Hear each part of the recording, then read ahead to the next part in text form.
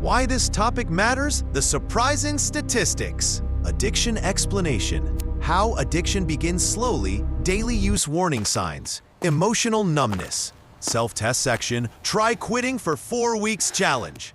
Life impact sections. Impact on 20s, impact after 30, social life decline, relationship issues, career achievement downsides. Conclusion, motivation, hopeful message, why quitting helps, encouragement toward change, mental health section, short-term versus long-term effects, emotional regulation problems, self-medication trap, opening, the uncomfortable truth. Weed is often treated like a harmless habit, but for many people, it becomes a serious problem that quietly affects their life. We're not saying it should be illegal. Most users never face major issues, but a surprising number do. Roughly 1 in 5 people who try weed eventually develop some level of cannabis addiction. Many of them don't realize how it happens until they're deep in it. The rise of heavy use. In places like the United States, daily weed consumption has increased dramatically. There are now more daily weed users than daily drinkers of alcohol, and the average user consumes far stronger products than previous generations. Studies from 2023 show that about 1 in 15 American adults struggles with cannabis addiction. Even in England, weed is the #1 drug for which teenagers seek help. In this video, we're not talking about medical users or light recreational users. We're focusing on people who are already dealing with addiction or heading toward it without realizing. How addiction sneaks up on you. People usually don't become addicted overnight. It begins slowly, experimenting, using to relax, or enjoying how weed makes music, food, or movies feel better. It's fun with friends, comforting when alone. But frequency matters. When someone starts using daily or almost daily, the risk of developing cannabis use disorder goes up dramatically. What starts as an occasional reward becomes a routine. Weekends revolve around getting high. Then, weekdays. Eventually, weed becomes part of daily life. Over time, the feel-good high fades and is replaced with emotional numbness, a way to escape stress rather than solve it. Weed becomes a shell you hide inside, not a tool that helps you grow. A simple test.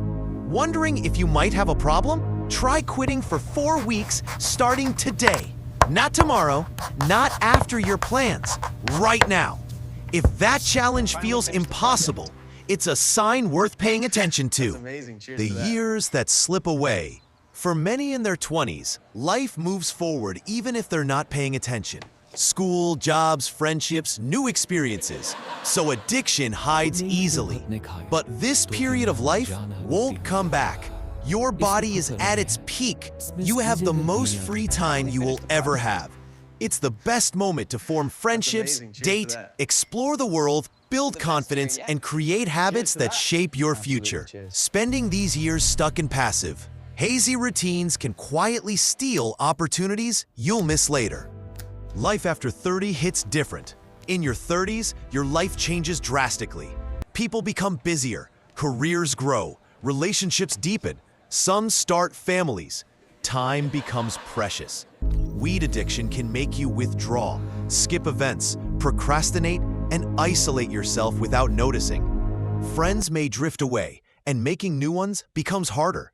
If all your social connections revolve around weed, you may feel trapped, afraid to quit because you might lose the only circle you have. Loneliness often leads to more weed use, which leads to even more loneliness. The impact on love addiction can also shake your romantic life.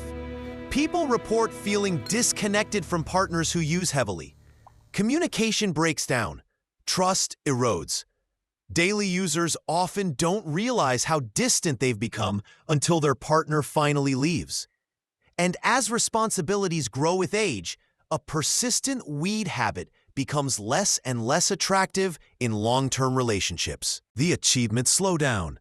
Long-term studies show that heavy weed use is associated with lower academic performance, reduced income, poor career progress, unstable employment, fewer savings, weaker motivation. It's not because weed makes someone lazy. It's because addiction delays action. You miss chances, avoid challenges, and drift rather than aim. Years can slip by without growth, travel, new experiences, or personal development. The emotional trap.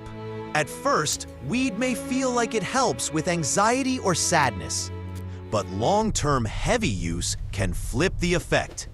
It becomes harder to regulate your emotions. Your stress tolerance drops, and mood swings become common.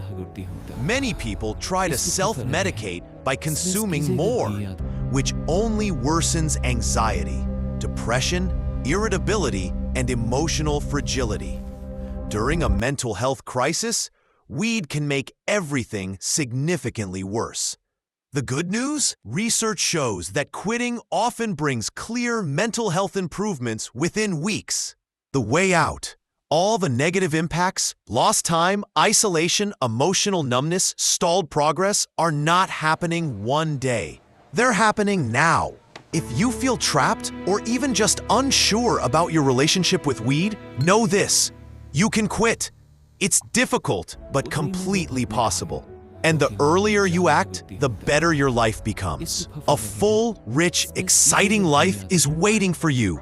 And every day you choose change, you move toward it. Closing line. We hope this message becomes a stepping stone toward a stronger, clearer, and more fulfilling future. The kind of life you deserve.